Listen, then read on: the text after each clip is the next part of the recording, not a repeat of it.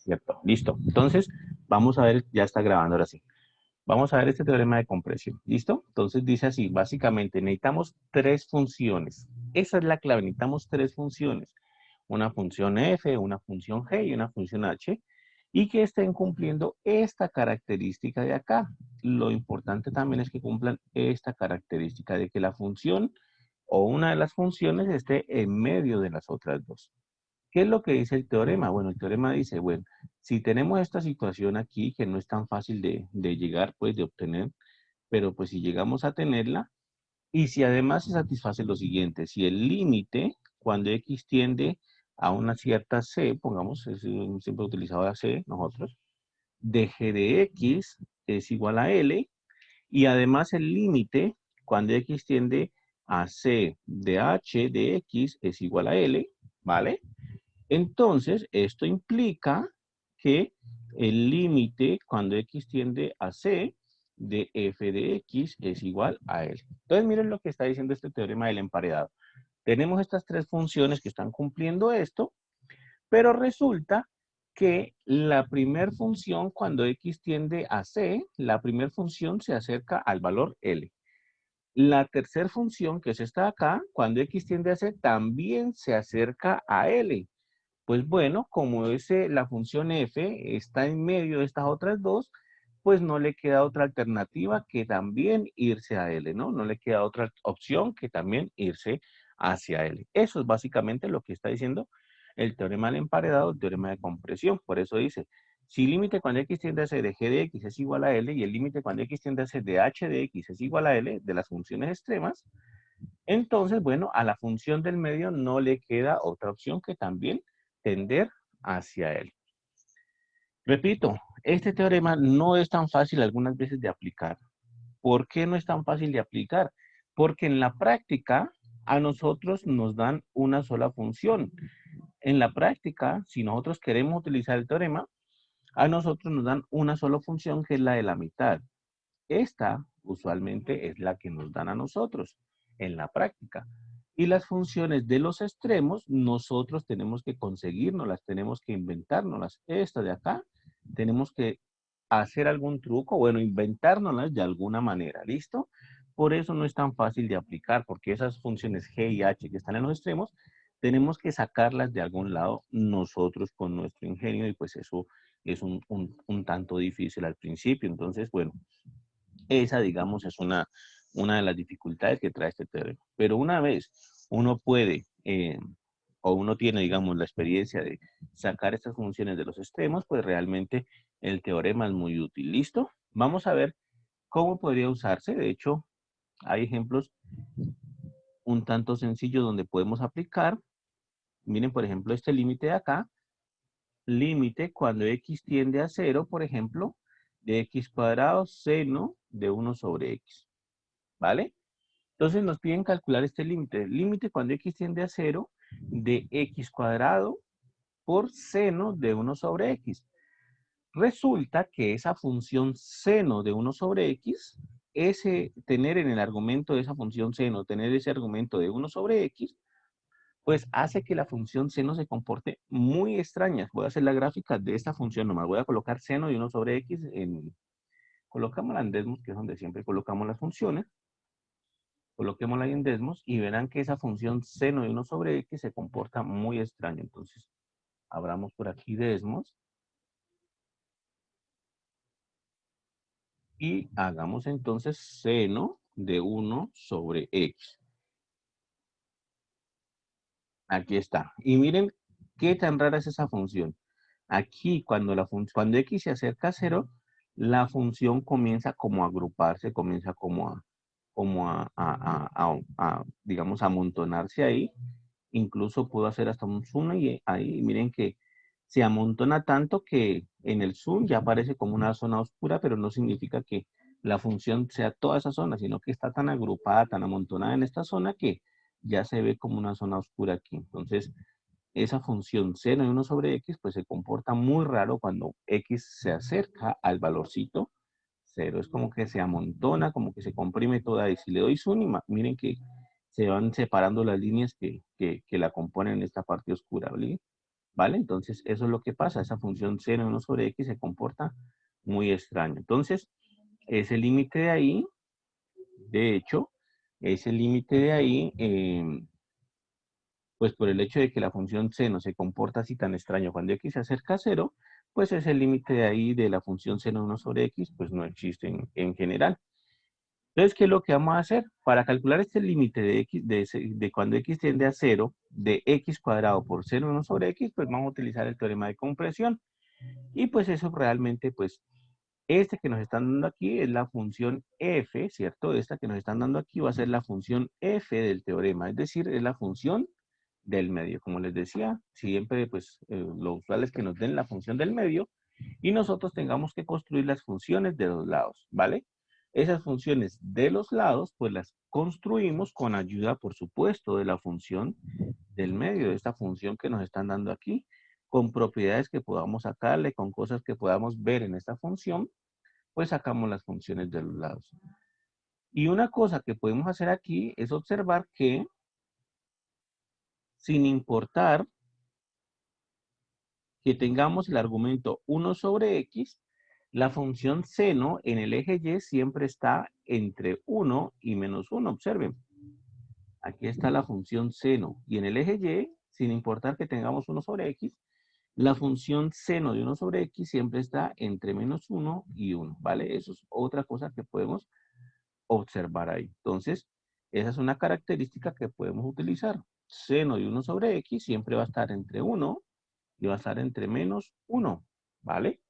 Y entonces yo puedo utilizar esta característica, puedo aprovecharme esta característica y multiplicar en este caso, en esta desigualdad que he creado aquí, pues multiplico todas estas desigualdades por x al cuadrado. Entonces, multiplicando por x al cuadrado, voy a colocar aquí como que voy a multiplicar por x al cuadrado. ¿Listo?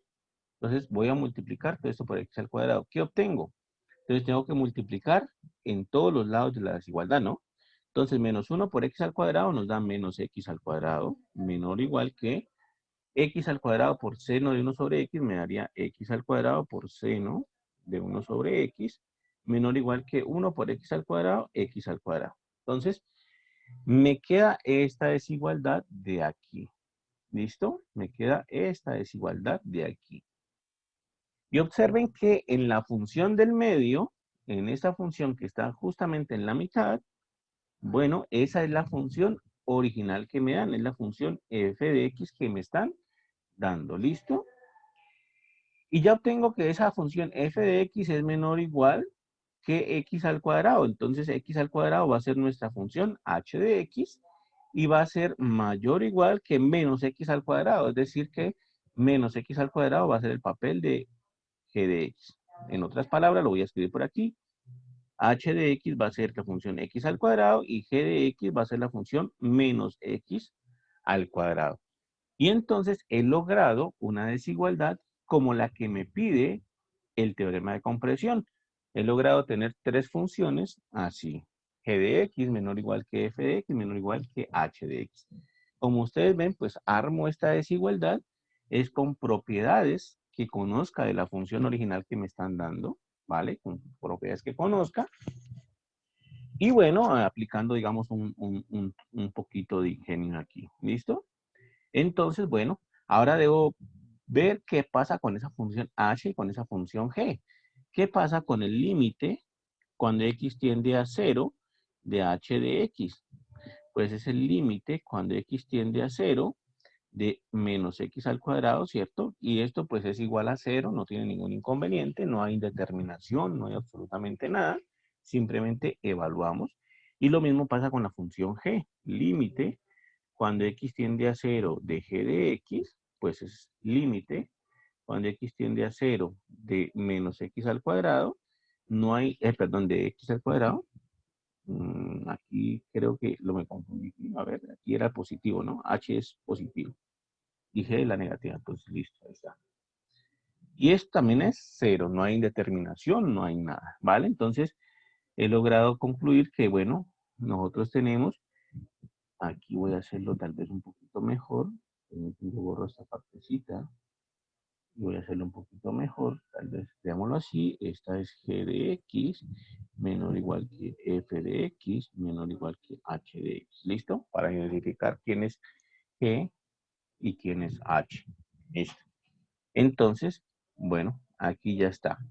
Entonces estoy concluyendo que g de x se va para 0, se aproxima a 0 cuando x tiende a 0, que h de x también se aproxima a 0 cuando x tiende a 0. Entonces estoy concluyendo, en otras palabras, que esta función de acá tiende a 0 cuando x tiende a 0, esta función de acá tiende a 0 cuando x tiende a 0, pues entonces a la que me piden, a la original, a la que estoy buscando el límite, pues no le queda otra opción por el teorema de compresión que también tenderá a 0. Entonces yo puedo concluir de aquí, luego puedo concluir entonces que el límite cuando x tiende a 0 de x cuadrado seno de 1 sobre x también tiende a 0. ¿Listo?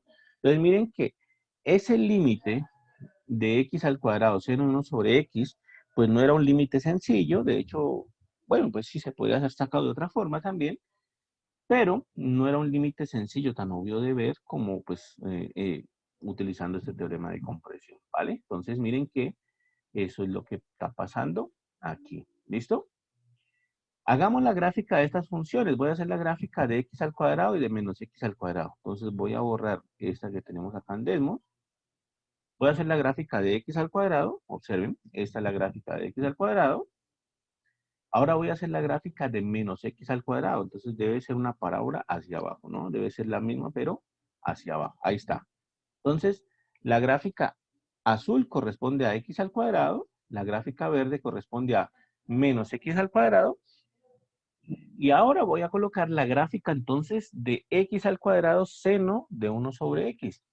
Esa gráfica, por lo que acabamos de ver, por las cuentas que acabamos de hacer, pues tiene que estar en el medio de estas dos gráficas, de la gráfica azul y la gráfica verde. Tiene que estar en el medio. Y entonces vamos a hacerla por aquí. Es x al cuadrado seno de 1 sobre x. ¿Listo? Y miren que en efecto, voy a darle zoom por aquí, la gráfica de x al cuadrado seno de 1 sobre x, pues está en el medio de las otras dos gráficas, ¿vale? Están en toda la mitad. Por eso se llama, o por eso le dicen el teorema de Sandwich. Porque esa gráfica pues corresponde a toda, está en el medio de las otras dos gráficas. Y lo que pasa con las otras dos gráficas es que cuando x se acerca a 0, pues la parábola azul y la parábola verde se van acercando a 0, y como la otra está en el medio, pues no le queda otra opción que también irse acercando a 0. Miren que la otra también se va acercando a 0, va haciendo movimientos distintos, pero bueno, igual va acercándose a 0. No tiene más opciones por estar encerrada entre las otras dos grafiquitas. ¿Listo? Entonces, eso es lo que está pasando aquí. Por eso le dicen el teorema de Sandwich. Un segundito, copiamos esto acá para que quede un poquito mejor. Un pantallazo aquí para que quede un tricito mejor acá. Entonces, eso es exactamente lo que está pasando ahí. ¿Listo? ¿Está claro, muchachos? ¿Alguna pregunta hasta ahí? ¿Alguna duda?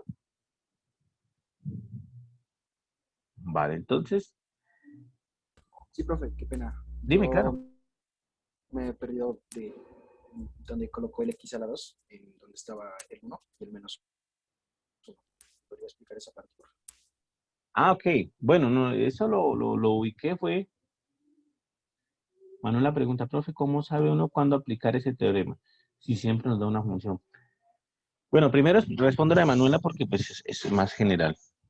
Realmente no hay una manera de saber cuándo hay que utilizar el teorema, ¿listo? Esa es la situación, por eso les dije, aplicarlo es un poquito difícil porque en general pues como no hay una regla que nos diga, no, esta sale por el teorema de compresión y ya, no hay una regla que nos diga eso. Sin embargo, la mayor dificultad, pues como les decía, es encontrar las funciones de los extremos. Las funciones de los extremos siempre va a ser la dificultad aquí porque no las van a dar, sino que tenemos que crearlas nosotros.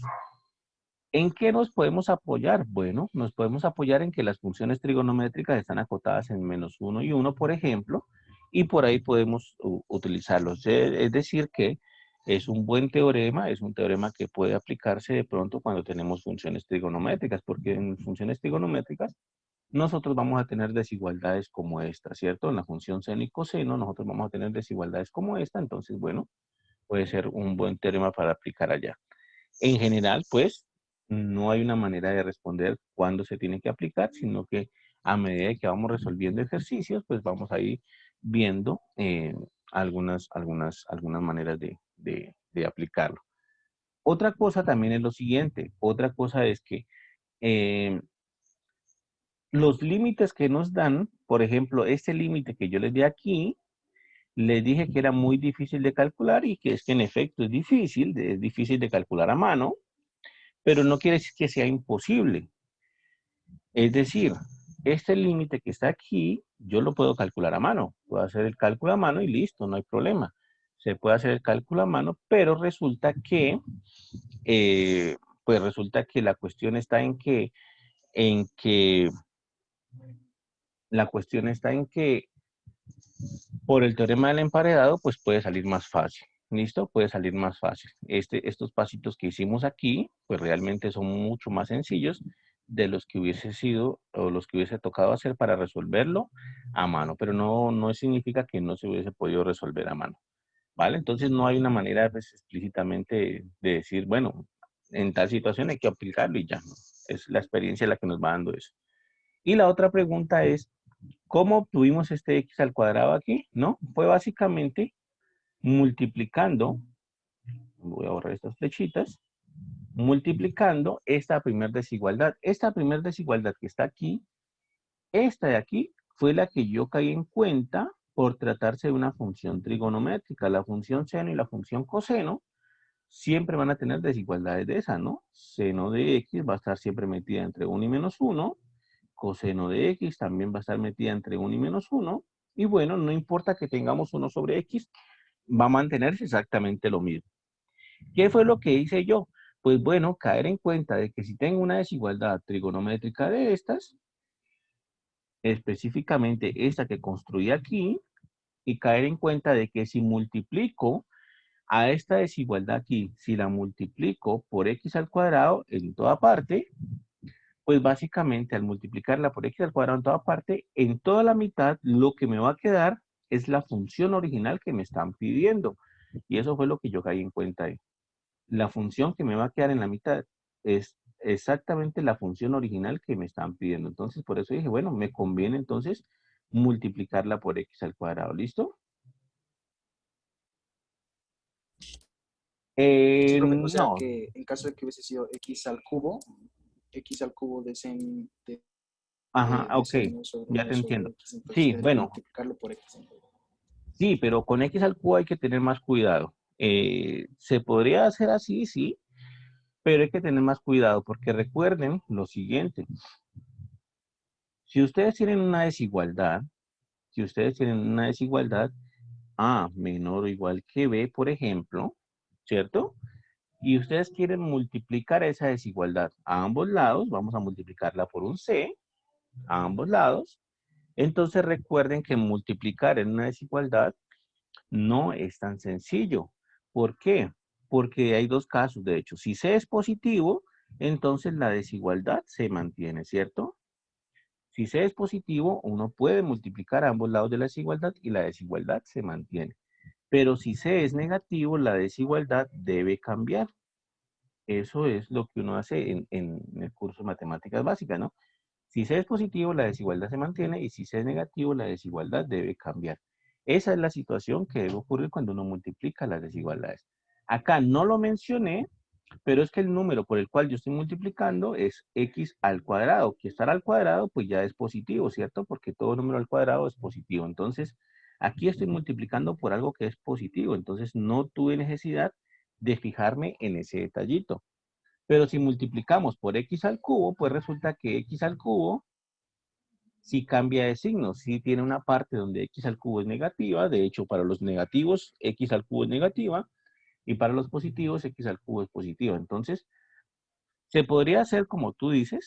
Sí, pero hay que tener en cuenta estos dos casos. Cuando ese x al cubo es positivo y cuando ese x al cubo es negativo, ¿vale? Pero se podría hacer así, ¿listo? Pero teniendo en cuenta estos dos casos. Entonces no sería simplemente multiplicar ambos lados por x al cubo y ya, sino que pues hay que hacer esos dos casos. Uno dice, cuando x al cubo es positivo, entonces multiplico, no pasa nada, se mantienen las desigualdades, y cuando x al cubo es negativo, entonces multiplico y se cambian las desigualdades, ¿listo? Pero entonces esa sería la situación. Hay que tener un poquito de cuidado entonces con esto, ¿no?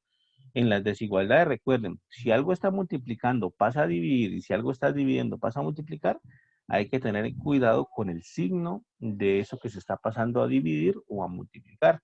Si es positivo, no pasa nada, la desigualdad se mantiene. Si es negativo, cambia de signo, ¿no? Por ejemplo, algo así.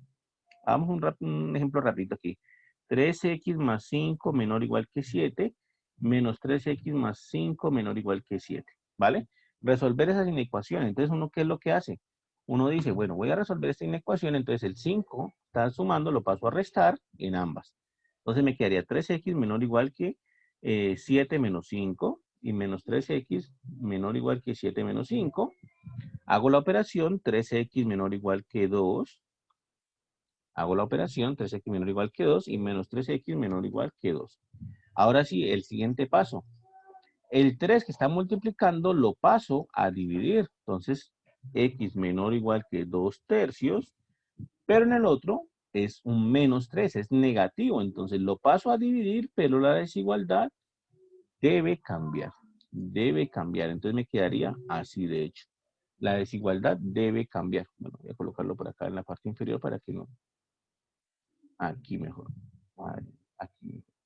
¿Listo? Profe, qué pena, sería tan amable de subirlo un poquito. Por acá. Entonces, quedaría así. El Sí. menos 3 lo puedo pasar a dividir. Sí, lo puedo pasar a dividir. Pero al pasarlo a dividir, la desigualdad debe cambiar por tratarse de un número negativo. Entonces, es justamente lo que estoy aplicando acá. Cuando hice el pasito ese de multiplicar por x cuadrado a ambos lados de las desigualdades, pues no tuve mucho en cuenta o no ni siquiera lo mencioné, porque eso que estoy pasando por lo que estoy multiplicando a ambos lados de las desigualdades, pues es positivo, entonces la desigualdad se mantiene sin ningún problema.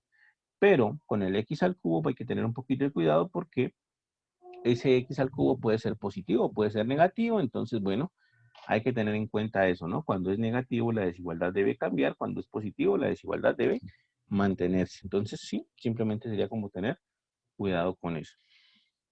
Entonces, bueno, esa es la idea del teorema de compresión. En algunas oportunidades lo iremos a utilizar, no se preocupen que iremos viendo poco a poco cómo lo vamos a utilizar y ahí vamos aprendiendo poco a poco en qué oportunidades ir teniéndolo. ¿Listo? Ahora bien, comentemos lo siguiente. Hemos hablado de límites, hemos calculado algunos límites no tan sencillos en la última clase, creo que fue que calculamos unos límites no tan fáciles, unos límites que nos demandaron bastante tiempo. Tenemos un límite básico, nuestro límite básico dijimos que era límite cuando x tiende a 0 de seno de x sobre x y que ese límite nos da de hecho 1. ¿Vale? Pero ese no es el único límite básico que hay. Bueno, dijimos que este límite básico lo probamos de hecho con la tablita, ¿cierto? Hicimos una tabulación de punticos y vimos que en efecto esto se daba. Dijimos que este límite pues había que aprendérselo, había que utilizarlo, más que demostrarlo por el momento no hay argumentos para poderlo sacar. Pero bueno, dijimos que este límite era un límite de los básicos que hay que aprenderse, pero este no es el único límite básico, ¿listo? Hay más límites básicos. Por ejemplo, con coseno tenemos el siguiente. Límite cuando x tiende a 0, de 1 menos coseno de x, 1 menos coseno de x sobre x. Este también es otro límite básico y esto tiende a 0. Entonces, ahí hay otro límite básico. Ya tenemos entonces dos límites básicos. Los dos hay que aprendérselos. Incluso, pues no son los únicos, hay más todavía. Límite cuando x tiende a 0 de, por ejemplo, e a la x menos 1 sobre x. Esto de hecho tiende a 1. Entonces, eso sería otro tercer límite básico que hay que aprendérselo también. Y bueno, así dependiendo del libro, dependiendo del texto, dependiendo del autor, pues vamos a tener una cantidad bastante grande de límites básicos incluso, ¿vale? ¿Qué es lo que pasa con estos límites básicos? Como les decía, estos límites básicos los podemos utilizar, sí, los podemos utilizar para resolver límites más grandes, ¿vale? Podemos resolver límites más grandes con estos límites básicos. Por aquí voy a colocar otro, incluso. Límite cuando x tiende a 0 de 1 menos coseno de x sobre x al cuadrado. Esto creo que da, si no estoy mal, a ver, dame un segundito, esto da, creo que da un medio, si no estoy mal, creo que da un medio. Entonces, bueno, ahí hay otro límite básico más, ¿listo? Entonces, ya tenemos esta listica de al menos 4 límites básicos y ahora que sigamos avanzando en tema, es importante pues ir anotando más límites básicos. Pero como les digo, estos de aquí son los importantes, son importantes en el sentido de que los vamos a utilizar para resolver límites más grandes, ¿vale? ¿Alguien tiene alguna pregunta ahí? ¿Alguna duda?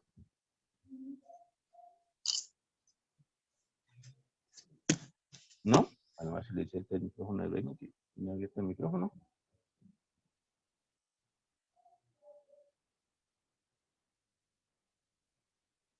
No, listo. Entonces quedamos así. Estos límites, por favor, anótenlos, tengan en cuenta que son de aprendérselos. En este momento, repito, no tenemos argumentos técnicos, no tenemos la suficiente teoría para nosotros poder resolverlos, pero no se preocupen que en algún momento lo vamos a poder hacer, ¿listo? En este momento simplemente aprendérselos. Vamos a utilizar uno de estos teoremas o uno de estos límites básicos. Bueno, vamos a utilizar límites básicos para resolver límites más grandes, ¿vale? Entonces vamos a hacer un ejemplito de eso. Voy a hacer un ejemplito de eso. Un segundito. Listo. Entonces, quedaría así. Voy a resolver un límite más grande y lo resolvemos con límites básicos.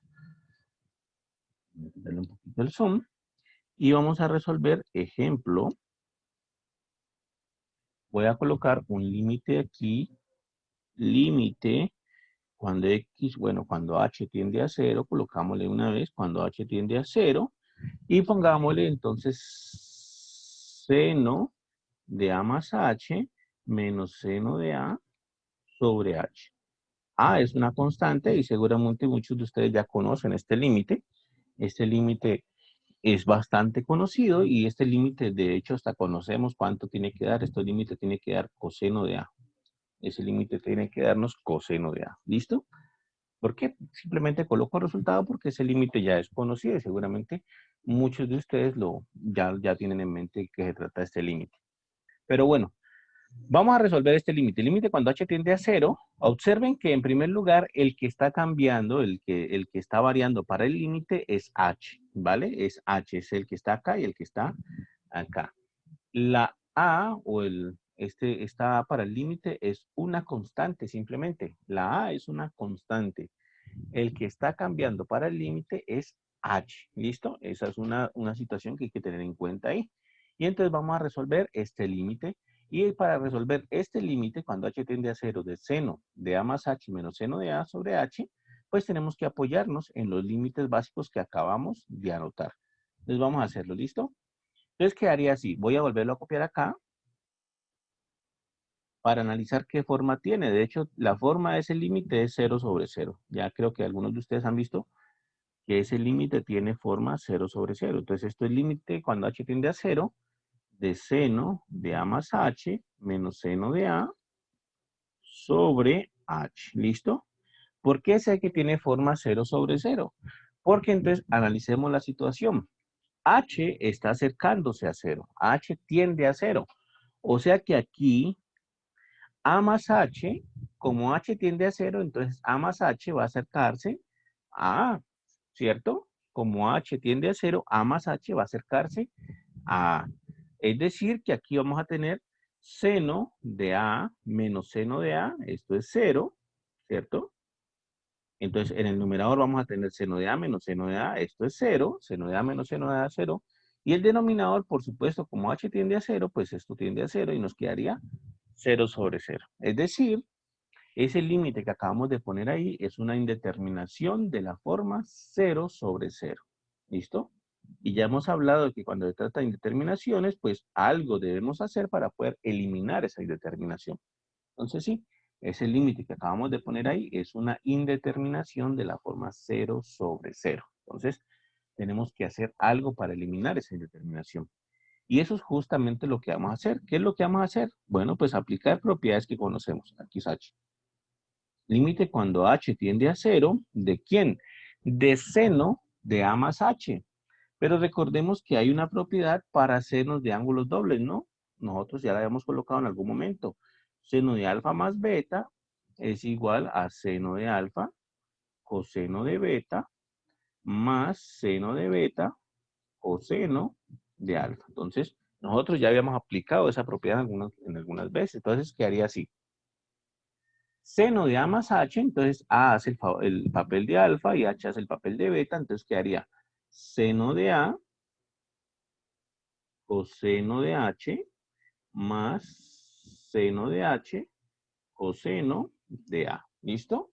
Eso sería seno de a más h. Ese sería el papel de seno de a más h. Ahora tengo que restarle seno de a. Entonces, menos seno de a. Y todo esto sobre h. En h no hemos hecho absolutamente nada. Entonces, ya quedó así. Seno, límite cuando h tiende a 0 de seno de a coseno de h más seno de h coseno de a menos seno de a sobre h.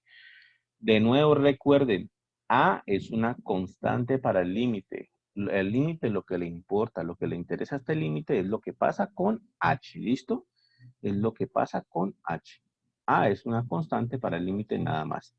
Entonces voy a continuarlo por acá. Entonces sería así. Ahora, ¿qué es lo que voy a hacer? Pues lo que voy a hacer es tratar de ubicar, tratar de formar los límites básicos que conocemos. Sobre todo, pues, los primeros, ¿no? Sobre todo este o este límite básico. Porque el otro, pues, no tiene funciones trigonométricas, entonces no me interesa por el momento. Pero lo que voy a tratar de buscar son estos límites básicos. Si yo ubico estos límites básicos en esta forma que tengo acá, pues entonces puedo solucionar ese límite. Y de hecho, sí los puedo ubicar, sí puedo encontrar ese límite básico. Observen lo que voy a hacer. Límite cuando h tiende a 0. Lo que voy a hacer es emparejar, voy a unir en un paréntesis a este término con este término. Voy a unir en un paréntesis a esos dos términos. Entonces quedaría así. Seno de a coseno de h menos seno de a. ¿Listo? Eso sería unir a esos dos términos en un paréntesis. ¿Qué me quedó faltando? ¿Qué me quedó sobrando ahí? Más seno de h coseno de a, ¿cierto? Y todo esto está dividido por h. ¿Hasta ahí claro, muchachos? ¿Alguna pregunta hasta ahí? ¿Alguna duda? Bueno, creo que la pregunta es, ¿por qué escogí esos que señalé en morado, no? ¿Por qué escogí estos dos que señalé en morado? Bueno, básicamente fue por conveniencia. Yo veo que esos son los que me conviene juntar, ¿listo? Eso podría ser como la pregunta aquí. ¿Por qué escogí estos dos? El primer término y el tercero. Bueno, y simplemente fue por conveniencia, porque yo miré que eran los que me convenía escoger. Ahora, voy a separar ese límite en dos límites. Recuerden, el límite de una suma es la suma de los límites. Entonces, voy a separar ese límite en dos. Límite cuando h tiende a 0 de seno de a coseno de h menos seno de a sobre h más límite cuando h tiende a 0 de seno de h coseno de a sobre h. Listo. Ahí está bien. Simplemente apliqué suma del límite de una suma, es la suma de los límites. ¿Listo? Ahora, ¿qué voy a hacer? Voy a hacer lo siguiente. Observen. En este primer término, yo puedo factorizar un seno de a. puedo factorizar seno de A porque es factor común de los dos términos que tengo en esa primera parte. Entonces puedo factorizar seno de A. ¿Listo? Voy a hacer esa factorización. Entonces me quedaría así. Límite cuando h tiende a 0 de seno de A, factor de ¿quién es? Factor de, me quedaría entonces factor de coseno de h menos 1 sobre h, más límite cuando h tiende a 0, en el segundo no voy a hacer nada por lo pronto. Seno de h, coseno de a, sobre h. ¿Listo? Factoricé seno de a. Y creo que ustedes ya vieron por qué factorizo seno de a. Factorizo seno de a porque esto que me queda aquí ya es muy parecido, si no igual, a uno de los límites básicos. Aunque aquí ya me aparece 1 menos coseno de x sobre x, observen el segundo límite básico. 1 menos coseno de x sobre x. Cuando x tiende a 0, eso es 0. Aquí tengo coseno de h menos 1 sobre h. Es muy parecido a ese límite básico. ¿Listo? Incluso puedo colocarlo como el límite básico si factorizo menos. Por ejemplo, límite cuando h tiende a 0 de menos seno de a, factor de 1 menos coseno de h sobre h. Más límite cuando h tiende a 0. ¿Alguien iba a decir algo? Sí, no sé si me escuchas bien. Entrecortado, pero ahorita sí te escuché bien. Dime. Eh, yo me perdí un poquito porque arriba usted había, creo que simplificado seno de A menos seno de A.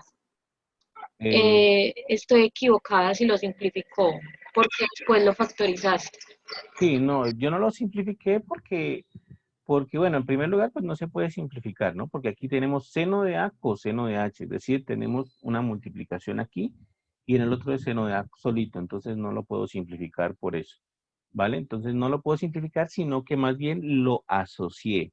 Asocié el primer término y el tercero. Asocié, los uní, los junté en un solo paréntesis.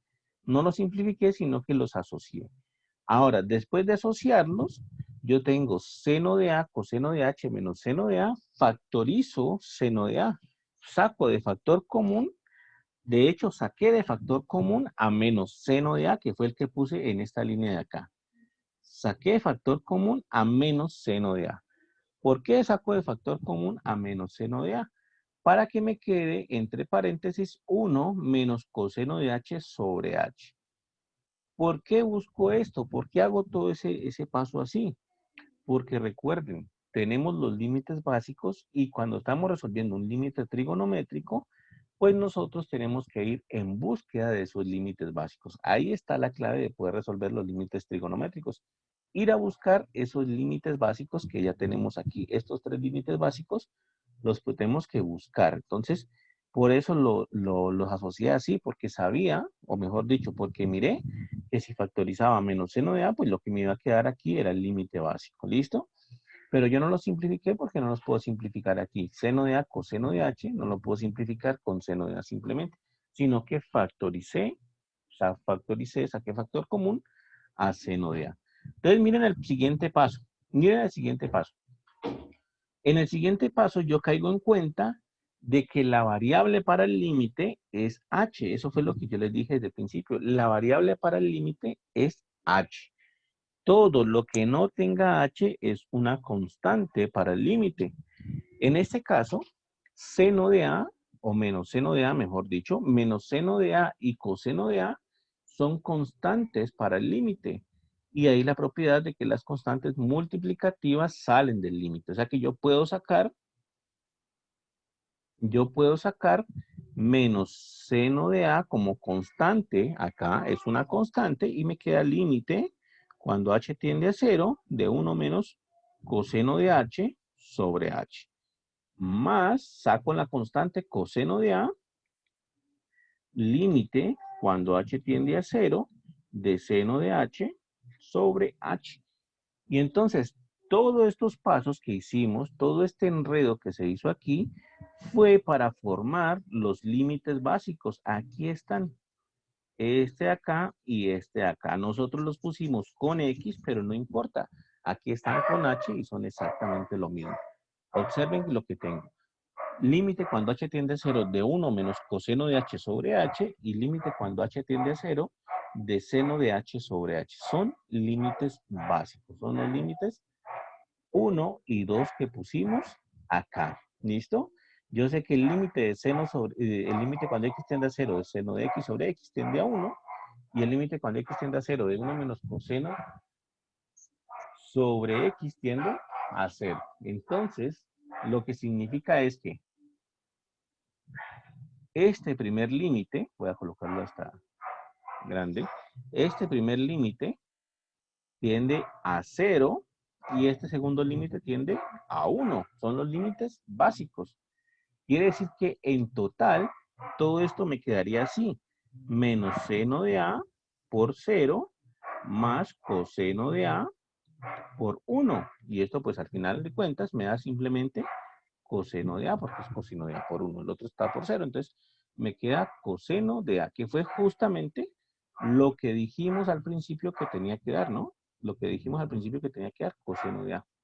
Entonces, resolver límites trigonométricos no estaría fácil, muchachos. No, yo sé que no estaría fácil. Pero entonces la clave ¿qué está? La clave está en que cuando vamos a resolver un límite trigonométrico, pues bueno, tenemos los límites básicos. Y la idea es que nosotros tenemos que aplicar identidades trigonométricas y de tal manera que nos vayan llevando a estos límites básicos que conocemos aquí. Seno de x sobre x, 1 menos coseno de x sobre x, o 1 menos coseno de x sobre x cuadrado. Bueno, si vamos obteniendo estos límites básicos, podemos entonces ir resolviendo límites más grandes. Y fue justamente lo que hice yo.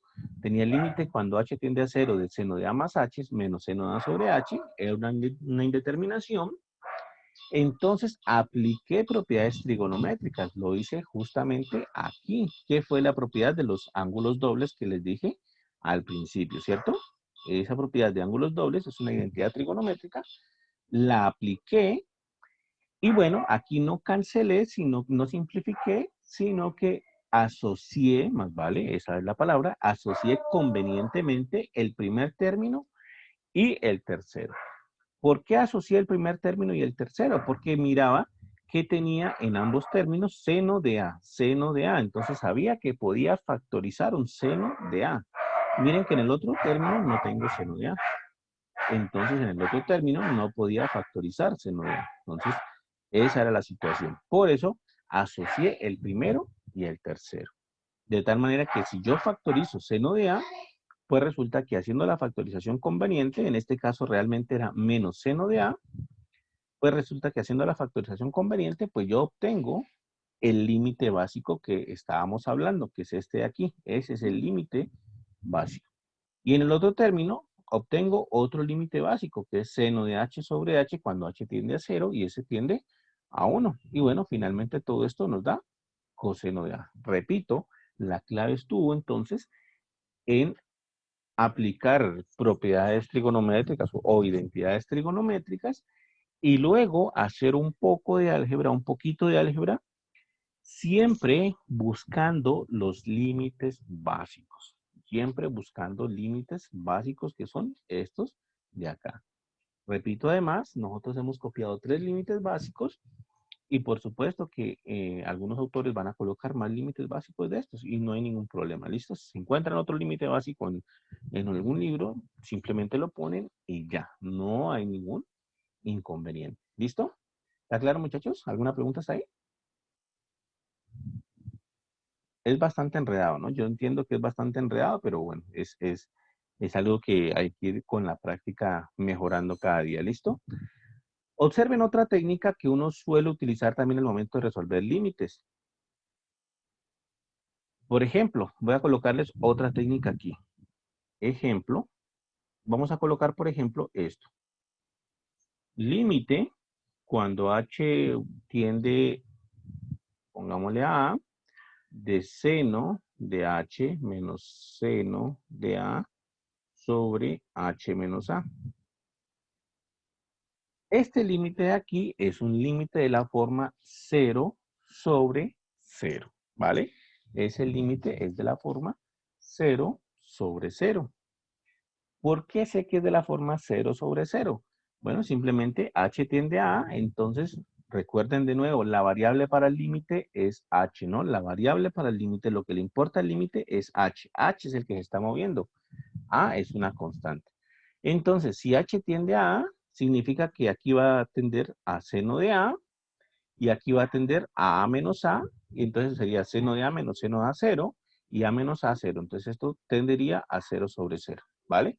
Es una indeterminación de la forma 0 sobre 0. Entonces, ese límite es de la forma 0 sobre 0. Es una indeterminación. ¿Listo? Pero en este límite, de hecho, es más complicado que el anterior. Es más difícil que el anterior. ¿Y por qué es más difícil que el anterior? Porque no tengo aquí el término h más a que tenía hace rato, ¿cierto? A más h, que me permitía aplicar identidades trigonométricas. No tengo, entonces la verdad es que si me lo pasaran así tal cual está aquí en este momento, yo no sabría qué identidad trigonométrica aplicar. Así de sencillo les digo. No hay ninguna identidad trigonométrica que yo pueda aplicar justamente ahí. ¿Listo? Entonces, si me lo pasan aquí tal cual, yo digo, bueno, no sé cómo hacer ese límite, no sé cómo resolverlo. Pero una técnica también que es bastante utilizada al momento de resolver límites es la técnica del cambio de variable. Entonces, si nosotros, créanme, una vez les digo, si nosotros logramos dominar la técnica del cambio de variable, podemos resolver casi que cualquier límite que tengamos. ¿Listo? Vamos a cambiar la variable para que vean cómo se hace un cambio de variable aquí. Entonces voy a cambiar la variable. Entonces voy a hacerlo hasta en rojo. ¿Y qué es lo que voy a hacer? Voy a hacer lo siguiente. Voy a llamar sea t igual a h menos a. Entonces miren lo que voy a hacer. Voy a cambiar la variable. Recuerden de nuevo, para el límite la variable es h. Para el límite lo que está moviéndose es h. Entonces ahora voy a llamar t a h menos a. T igual a h menos a. ¿Listo? Entonces estoy cambiando la variable. Hago un análisis ahora de qué es lo que pasa con t. Entonces hagamos el análisis. Si h tiende a A, si h se acerca a A, entonces t debe acercarse a 0. ¿Por qué? Porque si h tiende a A, si h se acerca a A, pues t al ser h menos a, pues aquí me quedaría a menos a, ¿cierto? A menos a es 0. Entonces, t debe acercarse a 0, ¿vale? Hacia el lado derecho. Bueno, Geraldine, dame un segundito que Geraldine necesita copiar algo. Creo que fue este, ¿no? Ahí.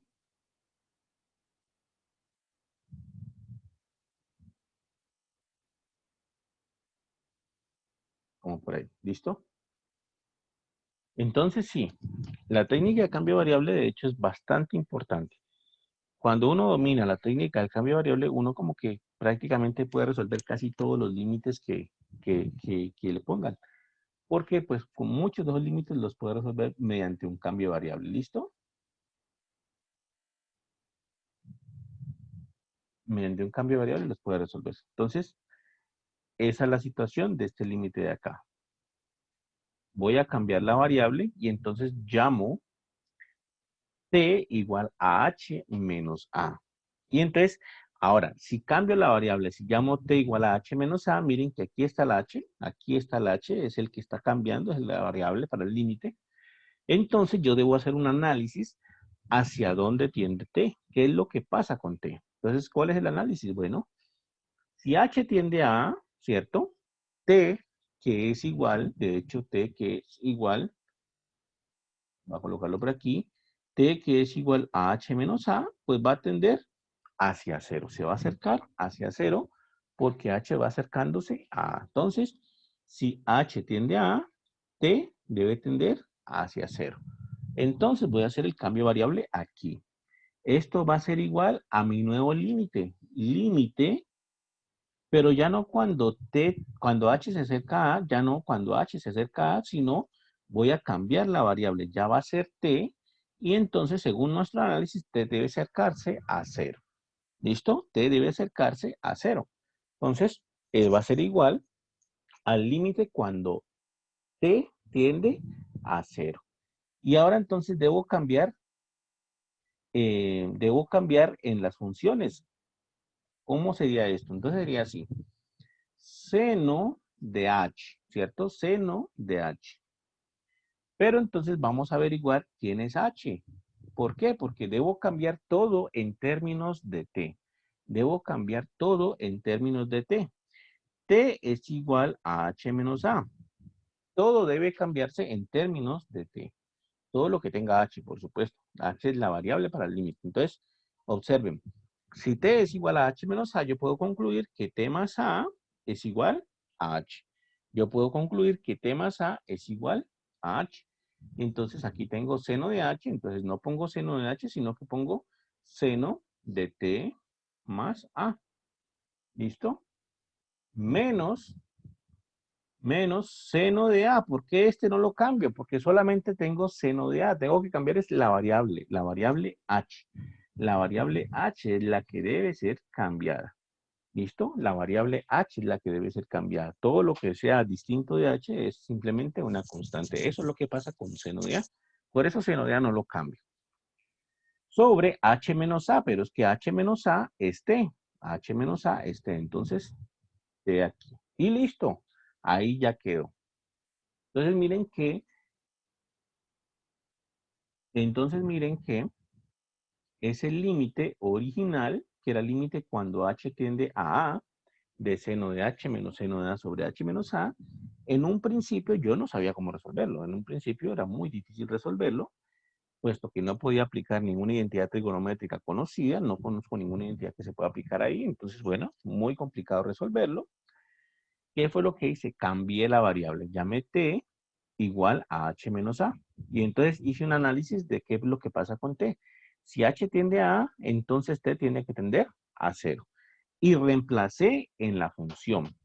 ¿Cómo reemplacé? Cambiando todo en donde está h. Todo en donde está h. Entonces, seno de h, bueno, como t es igual a h menos a, entonces yo puedo concluir que t más a es igual a h. Entonces, seno de h yo pongo es seno de t más a, que fue justamente lo que puse aquí. Menos seno de a. Como simplemente es seno de a, no tiene h por ningún lado, este seno de acá, no tiene h por ningún lado, entonces lo dejo intacto. Es una constante para el límite, entonces seno de a. En el denominador, h menos a. Entonces simplemente recuerdo que h menos a es t. Entonces lo reemplazo por t. Y listo. Ya quedó este límite de acá. Y este límite fue justamente el que acabamos de resolver. Fue justamente el que acabamos de resolver que nos dio como resultado coseno de a, ¿cierto? Fue justamente ese límite que resolvimos acá arriba. Entonces, eso es lo que pasa, muchachos, con la técnica del cambio de variable. Puede uno ayudarle a resolver límites que parece que no pudiese resolver tan sencillo, tan fácilmente. Pero miren que cambiando la variable, uno lo puede llevar a límites conocidos.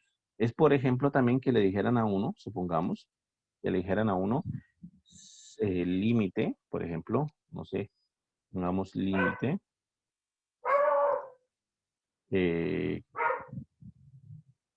Aquí de pronto sea un poquito más claro, que le dijeran a uno límite cuando x tiende, no sé, a 5, de, pongamos, no sé, seno de x menos 5 sobre x menos 5. O sea, a uno le ponen ese límite, uno lo primero que dice es, bueno, pero pues ese límite no sé cómo resolverlo, porque el límite básico que yo conozco es el límite cuando x tiende a 0 de seno de x sobre x, ¿no? Ese es el límite que yo conozco, que esto es igual a 1. Aquí x está tendiendo no a 0, sino a 5, y tenemos seno de x menos 5 sobre x menos 5, entonces no sé cómo resolverlo. Entonces uno lo que hace es un cambio de variable. Entonces, sea u o sea t, por ejemplo, Entonces uno dice sea t igual a x menos 5. Y entonces hace un análisis. Como x va a 0, como x se aproxima a 0, perdón, x se aproxima a 5, ¿no? X se aproxima a 5, que fue lo que dijimos aquí, ¿no? X se aproxima a 5, ¿cierto? Entonces, t se aproxima a 5 menos 5 es igual a 0. Entonces, t se aproxima a 0. Y hago el cambio de variable. El nuevo límite ya no va a tener x, sino que va a tener t. Y va a ser, entonces, según nuestro análisis, cuando t se aproxima a 0, de seno, ¿de quién? De seno de x menos 5, pero es que x menos 5 es t. Entonces va a ser seno de t sobre x menos 5, pero x menos 5 es t. Es decir, que va a ser seno de t sobre t, que eso ya lo conocemos. Esto nos da 1. Entonces, de nuevo, así originalmente, no pareciera que tuviese la forma clásica del límite básico, pues bueno, hicimos un cambio de variable y lo llevamos al límite básico. ¿Listo? El límite cuando t tiende a 0 de seno de t sobre t es el límite básico que pusimos acá. No importa si tiene x, si tiene t, no importa. Mientras tenga la misma forma del límite básico, pues bueno, nos da lo mismo. Entonces, en este caso, ya sabemos que esto nos da 1. ¿Listo?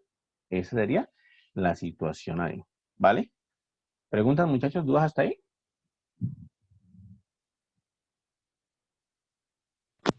Profesor, una pregunta.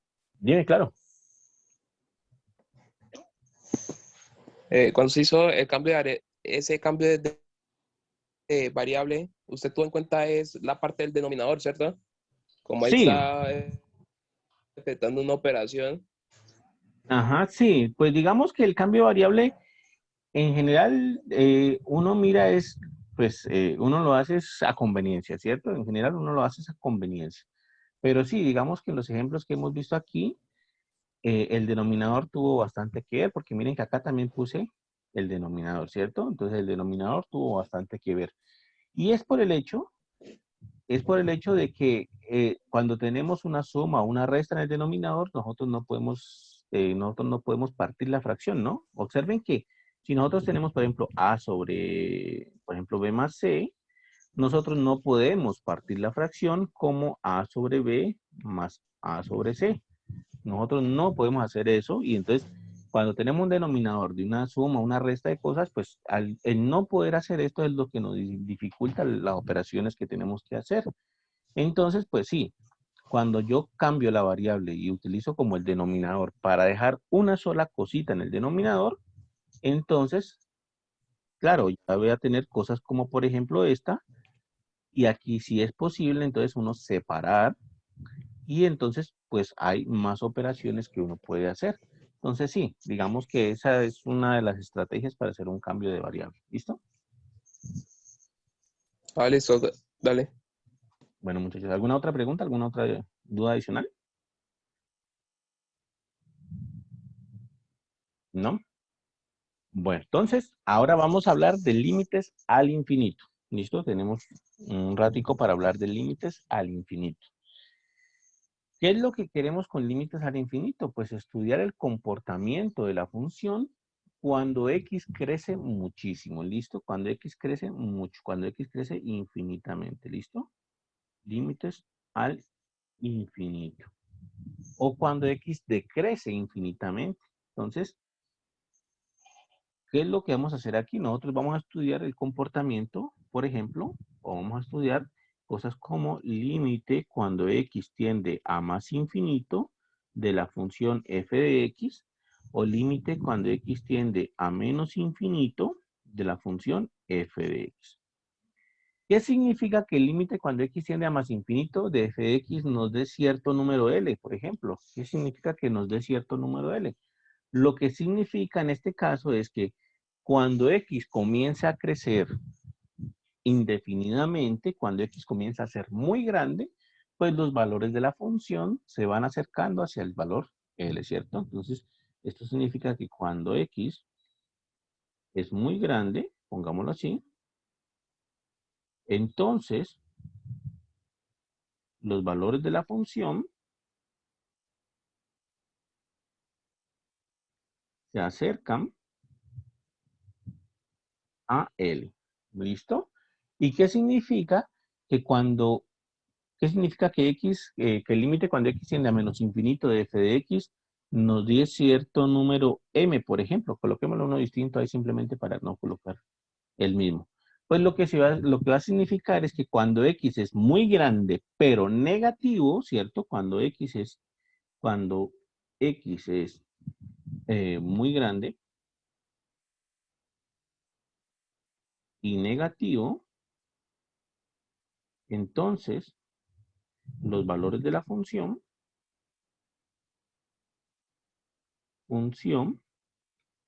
se acercan a el valor m. Eso es lo que queremos decir con límite cuando x tiende a más infinito o cuando x tiende a menos infinito. Es estudiar el comportamiento de la función para valores muy grandes, positivos o negativos, según sea el caso, de x y estudiar el valor de la función para valores muy grandes de x, ¿cierto? Si la función se acerca a un cierto valor L, entonces diremos que el límite cuando x tiende a más infinito de la función f de x es L. Si la función cuando x tiende a menos infinito es m, pues entonces diremos que el límite cuando x tiende a menos infinito de la función f de x se acerca a m. Entonces debe estudiar el comportamiento de este tipo de funciones. ¿Cómo hace uno eso? Pues bueno, básicamente hay algunos truquitos también para poder estudiar el comportamiento, para poder estudiar límites hacia el infinito. Observen, por ejemplo, un límite clásico, un límite facilito. Por ejemplo, este de aquí. Ejemplo, el siguiente, pongamos estudiar, supongamos, límite cuando x tiende a más infinito de seno de x sobre x. Miren que este de aquí es diferente al límite básico, ¿no? Porque el límite básico es cuando x tiende a 0. En este caso es diferente porque es cuando x tiende a más infinito. Entonces ya no va a dar lo mismo que el límite básico. Ya no tiene nada que ver con el límite básico que pusimos hace rato. Entonces nos piden estudiar límite cuando x tiende a 0. Perdón, cuando x tiende a más infinito de seno de x sobre x. Entonces vamos a estudiar ese límite. ¿Cuánto nos da? Entonces lo podemos hacer incluso otra vez con el teorema del emparedado. Se puede hacer incluso con el teorema del emparedado, porque nosotros sabemos que seno de x va a ser siempre menor o igual que 1 y va a ser mayor o igual que menos 1. ¿Listo? Ahora bien, como estamos tendiendo hacia más infinito, como estamos aproximándonos hacia más infinito o estamos llevando a x a más infinito, es decir, estamos hablando de valores de x muy grandes, pero positivos, ahí está la razón, estamos hablando de valores muy grandes de x, pero positivos, yo puedo dividir a ambos lados de esta inecuación o de esta desigualdad, puedo dividir por 1 sobre x sin afectar la desigualdad. Pero esa es la razón de por qué no voy a afectar la desigualdad. Porque como x tiende a más infinito, entonces estoy tendiendo x a números muy grandes, pero positivos. Entonces, puedo dividir en ambos lados por x. ¿Listo? Y entonces me quedaría así, que seno de x sobre x da menor o igual que 1 sobre x y es mayor o igual que menos x. Ahora, si quiero utilizar el teorema del emparedado o el teorema del sándwich, tengo que averiguar hacia dónde tiende estas expresiones cuando x tiende hacia más infinito. Resulta que esas dos expresiones tienden a 0. ¿Por qué?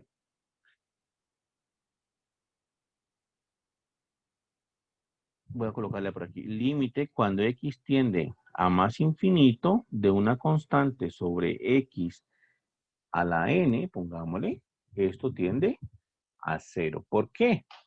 Porque miren lo que está pasando aquí. Miren lo que está pasando aquí. Estamos tomando la constante k, es un número particular, y lo estamos dividiendo. Recuerden que la fracción es una división por x elevado a algo, ¿cierto? Pero cuando x es muy grande. Es decir, cuando x es muy grande, pues, por ejemplo, 100, supongamos, 1000, En 1000 elevado a una cierta potencia, pues es mucho más grande todavía. Y entonces estamos elevando acá, estamos dividiendo acá por números cada vez más grandes y más grandes.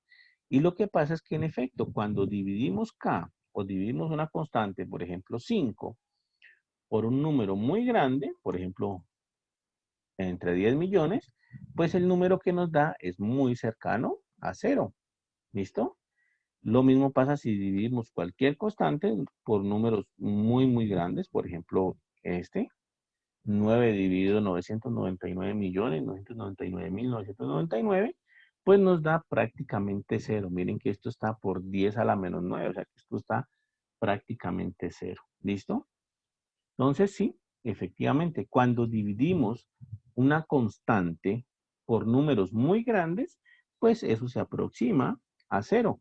También lo podemos ver incluso en las gráficas. Si nosotros hacemos la gráfica de la función 1 sobre x, la función, aquí está, les dije dónde está. Aquí está.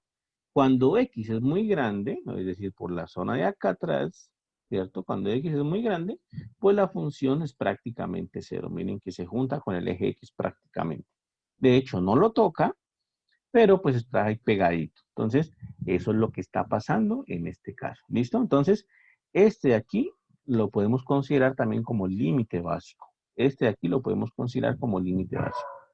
Límite, cuando x tiende a más infinito, de una cierta constante k sobre x a la n, con n mayor que 1, por supuesto, n mayor que 0 incluso, de hecho, ese límite nos da 0, ¿listo? Entonces, volviendo a nuestro tema, pues resulta que por esa explicación que les doy, cuando x tiende a más infinito, pues la parte derecha, que es 1 sobre x, pues va a tender hacia 0, justamente por este límite básico que acabamos de escribir acá, y la parte izquierda también va a tender hacia 0, por justamente el mismo límite básico. ¿Listo? Estamos dividiendo al 1 por números muy grandes y estamos dividiendo al menos 1 por números muy grandes, eso se va a aproximar a 0. Entonces, por el teorema del emparedado, como tenemos la primera función que se aproxima a 0, la función inferior se aproxima a 0 y la función superior se aproxima a 0, pues entonces no le queda otro remedio que a la función del medio también aproximarse a 0. Pues justamente teorema del Sand es el que nos colaboró con esta situación, ¿no? Entonces, esto significa que límite cuando x tiende a más infinito de seno de x sobre x, pues es 0. Repito, es distinto al límite básico que habíamos visto porque aquí estamos hablando de cuando x tiende a más infinito y en el límite básico es cuando x tiende a 0. Entonces, bueno, es diferente al límite básico que ya habíamos analizado. Entonces, esa es la situación. Este límite, por lo tanto, nos da 0. Y es que en efecto, si la ponemos, si ponemos a graficar esa función, pongámosla a graficar, seno de x sobre x, observen que, aquí está, mucho el zoom, observen que cuando x comienza a ser muy grande, por acá, en el lado derecho, pues la función se va pegando al eje x, ¿cierto? La función se va pegando al eje x. Y de hecho también cuando x es muy pequeñito, también cuando x es negativo, y cuando x tiende a menos infinito, mejor dicho, también se va pegando al eje x. Entonces, en efecto, de hecho, por la misma razón, utilizando el mismo argumento, nosotros podemos llegar también a que el límite, cuando x tiende a menos infinito, de seno de x sobre x, pues también tiende a 0. Es utilizando el mismo argumento. Y más aún, pues visualmente podemos también corroborarlo aquí en la gráfica. ¿Listo? Entonces, esa es la situación. ¿Está claro eso ahí, muchachos? ¿Está bien? Entonces estamos hablando de qué es lo que pasa con la función cuando x es o muy grande o muy pequeño, o muy grande negativo, digamos así. Cuando x es muy grande, ¿cierto? O es positivo o negativo. Es cuando el límite, cuando x tiende a más infinito o cuando x tiende a menos infinito. Aquí hay algunos truquitos que uno puede aplicar también para resolver este tipo de límites. Por ejemplo, si nos dijesen lo siguiente. Ejemplo, si nos dijesen calcular límite cuando x tiende a más infinito, pongamos por aquí 3x cuadrado más 2x más 3 sobre 5x a la 2 más 3x más 1, por ejemplo, y nos dieran este límite, ahí, ¿qué es lo que nosotros hacemos? En primer lugar, averiguar qué forma tiene el límite. ¿Listo? ¿Qué forma tiene el límite? Entonces uno hace la cuenta.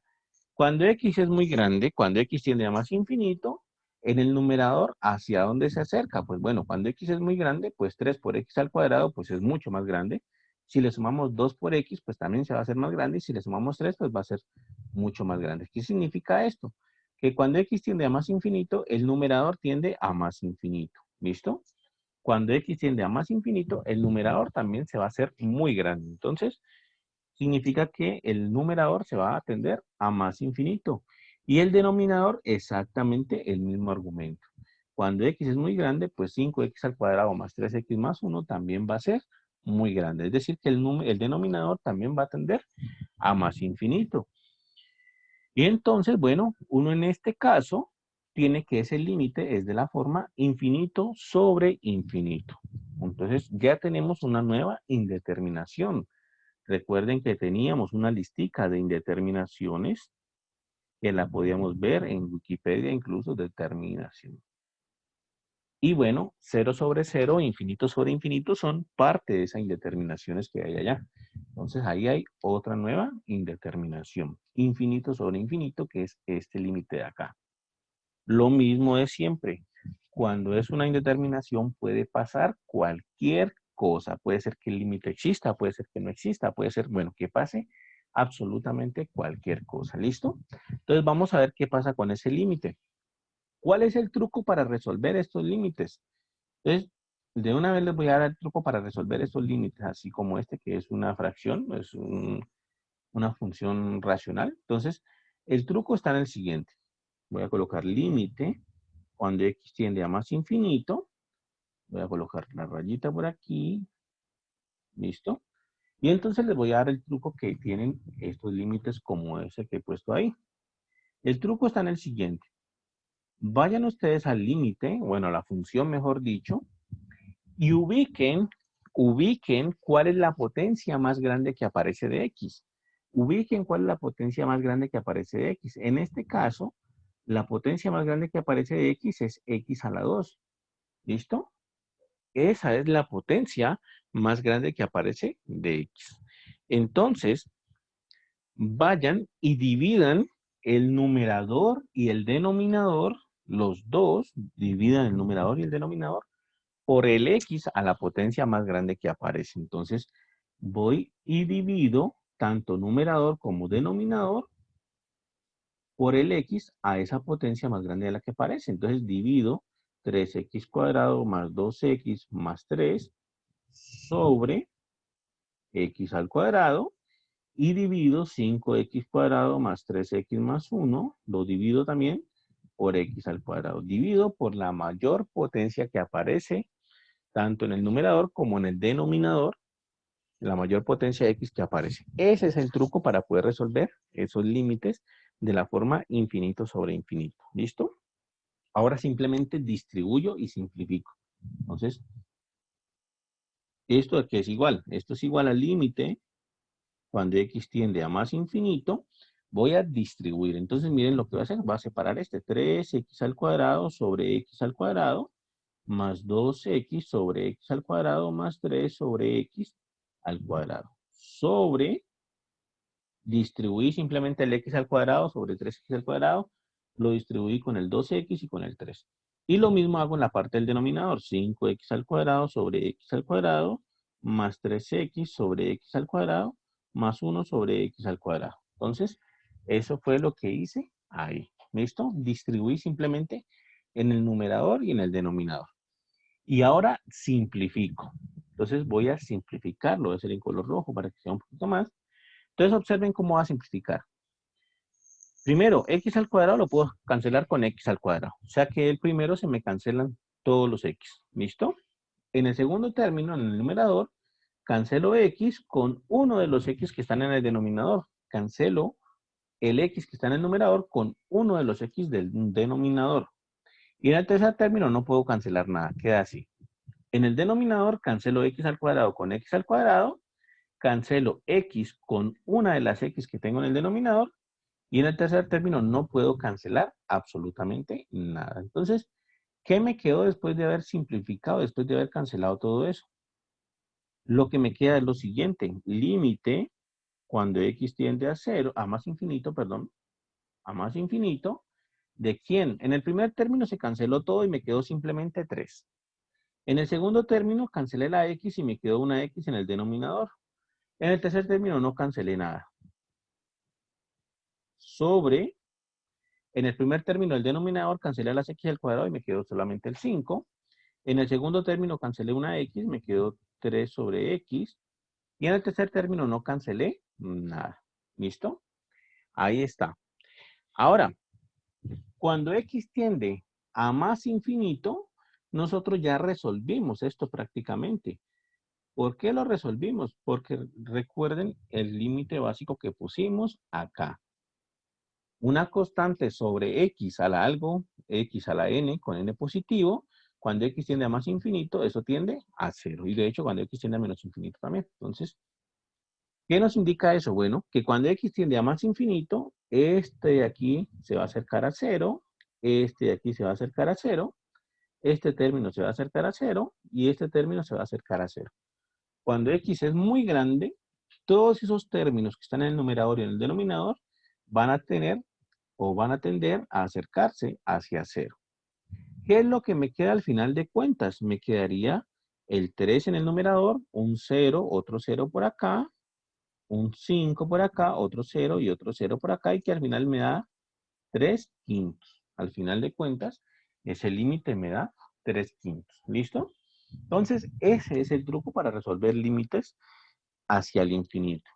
Cuando los límites son racionales como este caso, nosotros ubicamos cuál es la mayor potencia que aparece de x y dividimos todo por esa mayor potencia que aparece de x. Cancelamos todo lo que haya que cancelar y una vez cancelado, pues utilizamos este teoremita o este límite básico. Incluso aquí les dije, puede ser hasta menos infinito también, más o menos infinito, cualquiera de los dos es lo mismo. Dime. ¿Alguien iba a hablar? ¿Alguna duda? Profe, ¿puedes mostrarla? Sí, yo. ¿Puedo mostrarte? Profe, ¿puedes mostrar la propiedad que ahí tenía? Ah, listo. La Copiémosla de acá, ¿vale? Copiémosla acá. la Dice así, constante. límite cuando x tiende, puede ser a más o menos infinito, no importa, ¿cierto? De una constante k sobre x a la n, con n mayor que 0, eso se acerca a 0, ¿listo? Incluso aquí voy a dejar simplemente así, para que vamos a tener problemas con las raíces, pero bueno. Entonces, esa es la propiedad, ese es el límite básico, digamos, a tener en cuenta aquí. El límite cuando x tiende a 0, de una constante cualquiera, pero que sea constante, sobre x a la n, con n mayor que 0, pues que eso se acerca a 0, ¿listo?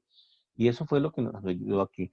Si me permiten, voy a poner a graficar este límite de acá. Voy a poner a graficar este límite. Voy a dejarlo aquí para poderlo copiar allá. Es 3x al cuadrado más 2x más 3. Voy a graficarlo en desmos.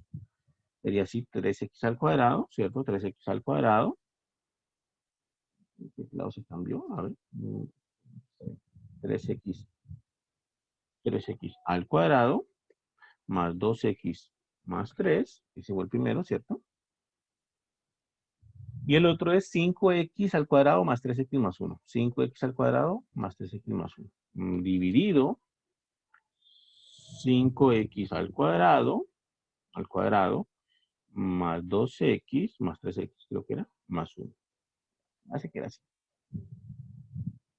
3x más 1. Listo, ahí está. Entonces miren cómo queda esa función. Aquí está, la gráfica verde corresponde a esa función. Y miren que en efecto, cuando x comienza a ser muy grande, cuando x comienza a tender a más infinito, la gráfica comienza a estabilizarse en un cierto valor. ¿Listo? La gráfica comienza a estabilizarse en un cierto valor. Eso en la próxima clase le llamaremos asíntota horizontal. Y entonces diremos que ese valorcito donde se acerca a la función, pues es una asíntota horizontal. Es donde comienza a estabilizarse. Miren que por acá ya aparece una recta prácticamente. Por acá ya aparece prácticamente una recta. Entonces comienza a acercarse a ese valorcito y bueno, ese valor, incluso voy a colocarles aquí el 3/5 que me dio el límite. Voy a colocar aquí y igual a 3/5, que fue lo que me dio el límite, y miren que es la gráfica moradita de acá, y observen que en efecto, la función verde, que fue la que pusimos, se va acercando cuando x tiende a más infinito a la función moradita, que es la función 3/5 o la constante 3/5. Entonces, eso fue lo que calculamos aquí, que cuando x es muy grande, los valores de la función se van acercando a 3/5, o como les decía hace ratico, la función tiene una asíntota horizontal y igual a 3/5. Eso fue, digamos, esos son términos de la próxima clase, pero pues eso es lo que vamos a ver. Incluso miren que para menos infinito está comportándose igual.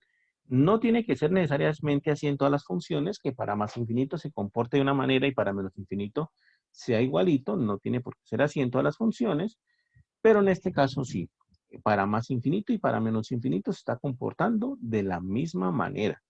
Quiere decir que incluso en este caso, pues, yo hubiese podido colocar aquí límite cuando x tiende a menos infinito, de la misma función, 3x cuadrado más 2x más 3 sobre 5x cuadrado más 3x más 1, y esto vuelve y me da 3/5, vuelve y me da el mismo número 3/5. Pero tiene que ver con el hecho de que cuando nosotros hacemos la cuenta, el número que domina o la x que domina es la x al cuadrado, es la mayor potencia. Por eso les dije, ubican la mayor potencia de x al cuadrado porque esa va a ser la potencia dominante. Esa potencia les va a ganar a todas las demás potencias cuando x es muy grande. Entonces, esa va a ser la potencia dominante.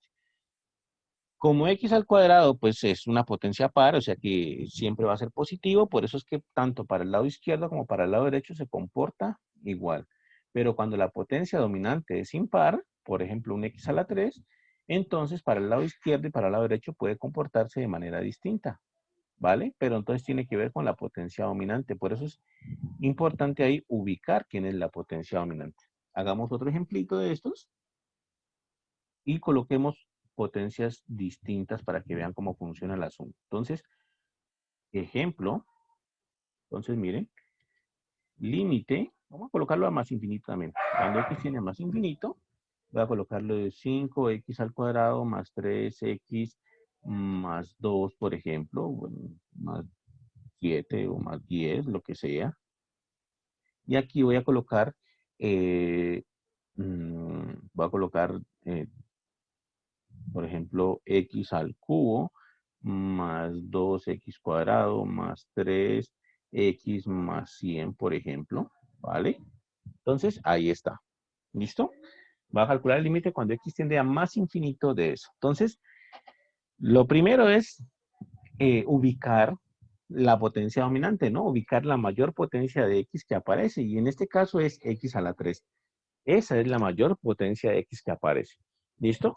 Entonces vamos a dividir tanto numerador como denominador por la potencia dominante. Recuerden eso. Entonces dividimos tanto numerador como denominador por la mayor potencia, o lo que estamos diciendo potencia dominante. En este caso, entonces, va a ser un poquito más acá porque eso demanda espacio. Entonces quedaría así. Límite cuando x tiende a más infinito, ¿cierto? Y divido numerador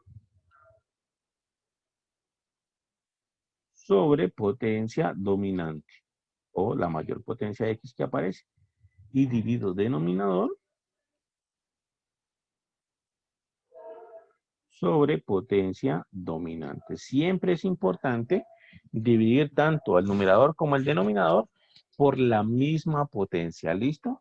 Por x a la 3 y por x a la 3. Si yo le coloco aquí un x a la 2, que porque la mayor potencia en el numerador es x a la 2, entonces le coloco aquí x a la 2, y el otro lo coloco x a la 3, que porque la mayor potencia en el denominador es x a la 3, estoy cometiendo un error porque estoy desbalanceando las cosas. Tengo que colocar siempre la misma, la potencia dominante. Entonces, en este caso, debo poner aquí x a la 3. Eso también tiene que ver, de hecho, también con la ley de la oreja, ¿no? Porque miren que si yo hago la ley de la oreja, al final el x a la 3 se cancela y no va a alterar absolutamente nada. Por eso es que uno se da el lujo de dividir tanto numerador y denominador por la mayor potencia de x, porque no está alterando el límite. Por la ley de la oreja se cancelan y bueno, da igual, da lo mismo que teníamos al inicio. Entonces, por eso no puedo colocar potencias distintas acá y acá, porque bueno, desbalanceo las cosas y ya no se va a cancelar por la ley de la oreja.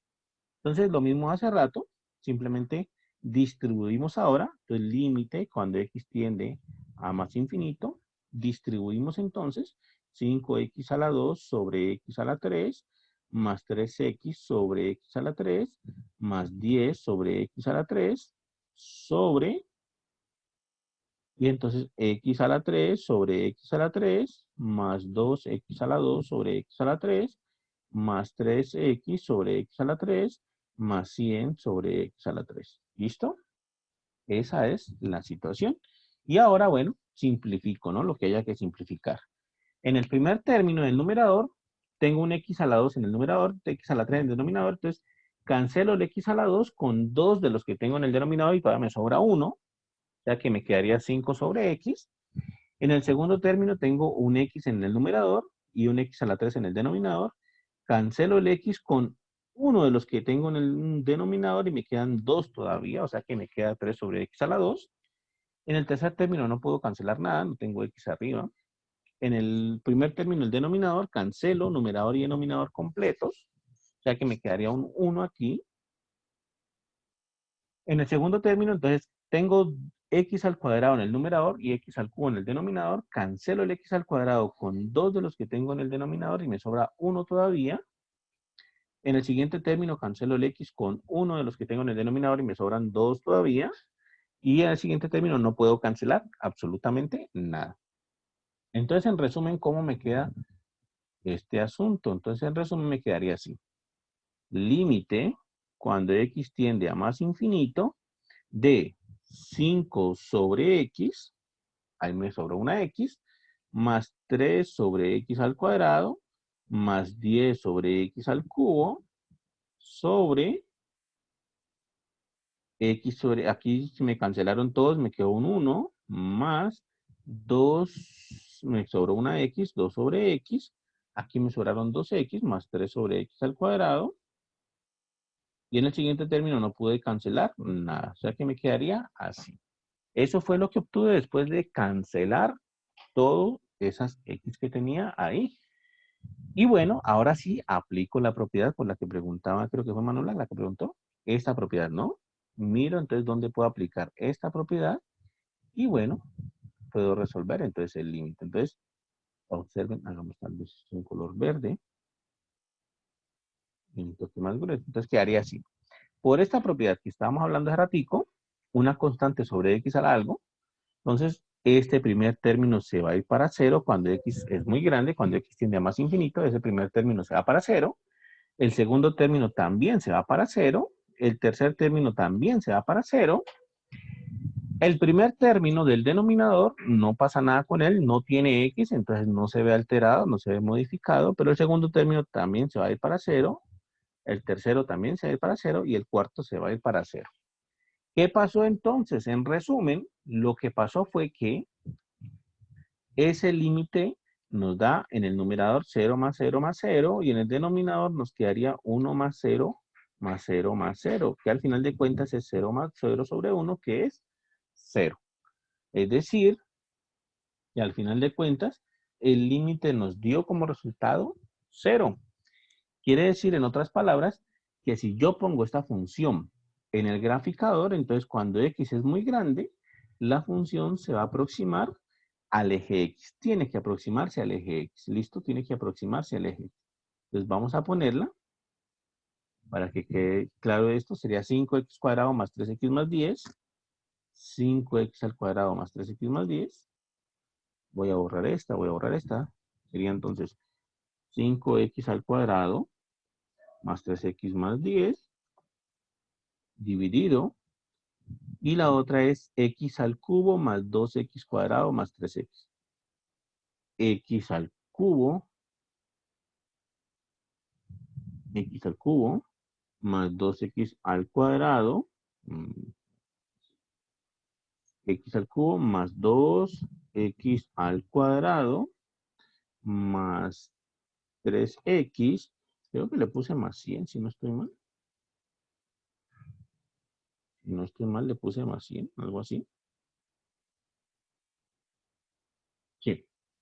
Y bueno, esa es la función. Esta es la gráfica de esa función. Y en efecto, observen que cuando x se aproxima a más infinito, cuando x tiende a más infinito, la función se va acercando al eje x, que fue justamente lo que estábamos diciendo, ¿no? Cuando x es muy grande, la función se va acercando al eje x, es decir, se aproxima al límite que nos dio aquí, que fue 0. En este caso, bueno, simplemente como para terminar, puse como varias cositas como para que las tengan en cuenta. Miren que esas constantes que aparecen aquí, que les puse por aquí 10 y le puse por aquí 100, miren que no influyen en nada en el límite. Le hubiese podido colocar 1000, 10.000, 100.000, 1.000.000, la que sea, y al límite de esa constante no le importa para nada. Aquí le puse 10 y 100, y lo primero que hacen es que se cancelan. Miren que las dos van para 0. Aquí y aquí. Las dos van para 0. O sea que no importa qué constante le ponga yo ahí. Eso igual no va a afectar en nada el límite. El término que importa, el término que digamos que afecta directamente el límite, es el término fuerte ahí, el término dominante, que es el de la potencia o el de la mayor potencia de x. En este caso, miren que la mayor potencia de x estaba en el denominador. La mayor potencia de x estaba en el denominador. Es decir, ese término que domina, ese término que es el más fuerte, el más grande de todos, estaba dividiendo, estaba en el denominador. Entonces, como ese término que va a ser el más grande de todos está en el denominador, pues bueno, se va a llevar a todo lo demás. Es como decir, entre comillas, muy entre comillas, tener una constante sobre un x aquí, porque el término más grande está en el denominador, y entonces eso significa que cuando x es muy grande, pues esto va a acercarse hacia 0. Y eso es lo que va a pasar cuando el término dominante, cuando la mayor potencia de x esté en el denominador solamente, entonces el límite se va a acercar a 0, va a ir hacia 0.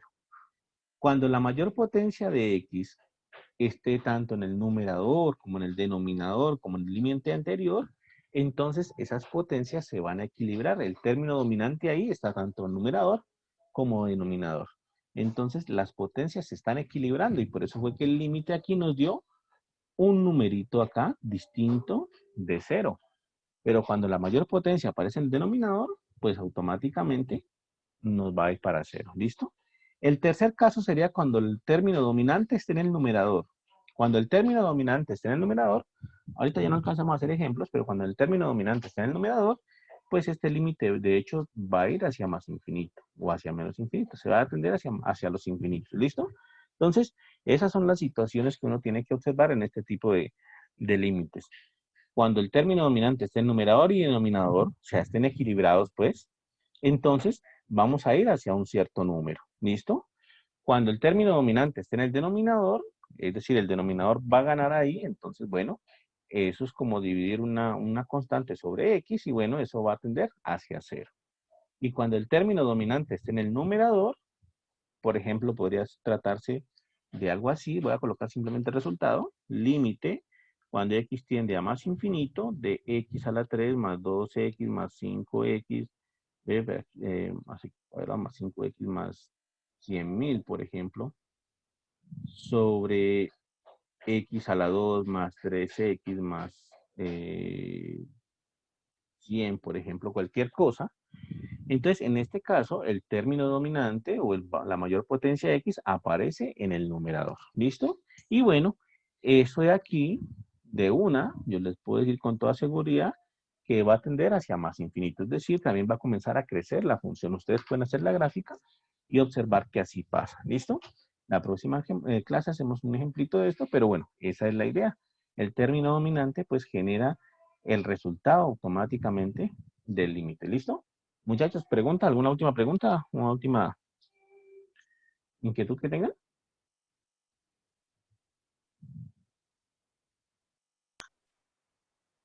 Profe, pues yo le quiero decir algo, pero no respecto a la clase, Dime.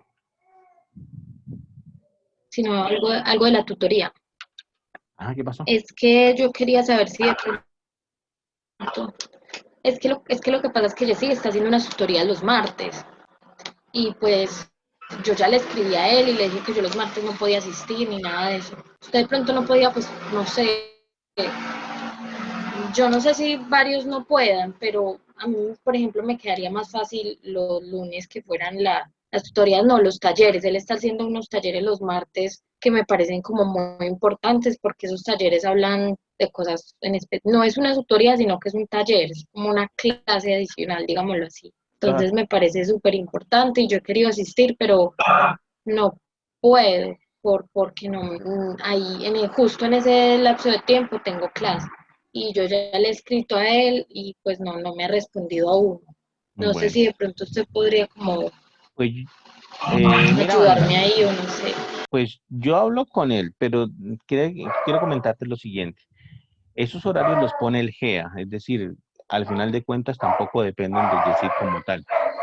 Entonces creo que esa puede ser la mayor dificultad que tengamos ahí. Yo de todas maneras le comento a él, yo sé que todos los tutores hacen talleres, de hecho también Iris ha hecho talleres acerca de funciones racionales, lo hizo la otra vez, y también pues fue muy interesante y todo, ¿listo?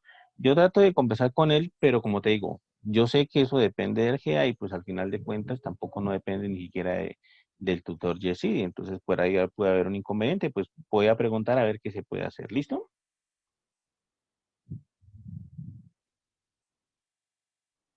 Ah, bueno, profe, Bueno, muchachos, listo, igual te entonces, agradezco. listo. Entonces ya nos veremos el viernes, hora normal de clase, terminamos tema y el próximo miércoles haríamos taller para pues la siguiente clase hacer el parcial, ¿listo? Ya nos veríamos el viernes, muchachos, que estén muy bien, que la pasen bien y vayan estudiando, ¿listo? Voy a compartir la pantalla y termina la grabación. Vale, profe.